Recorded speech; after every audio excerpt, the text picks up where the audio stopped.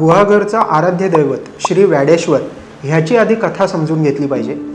ती समजल्याशिवाय आपल्याला गुहागर हे नाव कसं पडलं आणि त्याचे वेगवेगळे नावामागच्या कथेचे दृष्टिकोन पण समजणार नाहीत। भगवान परशुराम यांनी एकदा शंकराची खूप जास्ती तपश्चर्या केली। त्यांना इथे कोकणात वस्ती निर्माण करायची होती आणि ती वस्ती निर्माण करताना कुठे कुठे तपश्चर्या करू, कुठे कुठे मी वास्तव्य करू, ह्याच्यासाठी स्वतः भगवान परशुराम तपश्चर्या करत होते। तेव्हा गुहागरचा जो सगळा परिसर आहे ते अतिशय दाट जंगल होतं।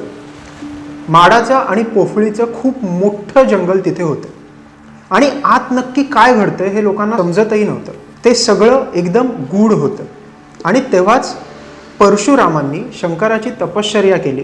भगवान शंकर प्रसन्न झाले आणि त्यांनी सांगितलं, ह्या पूर्ण परिसरात, ज्याला तेव्हा नाव होतं चित्रवन, तिथे तुम्ही तपश्चर्या करा।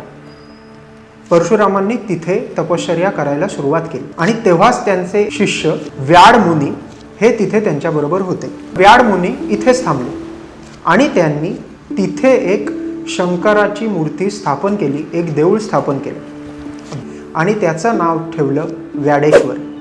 ते अतिशय प्राचीन आणि पुरातन मंदिर तिथे आपल्याला अजूनही दिसतं आणि व्याडेश्वर महात्म्यामध्ये अनेक गोष्टी समोर येतात।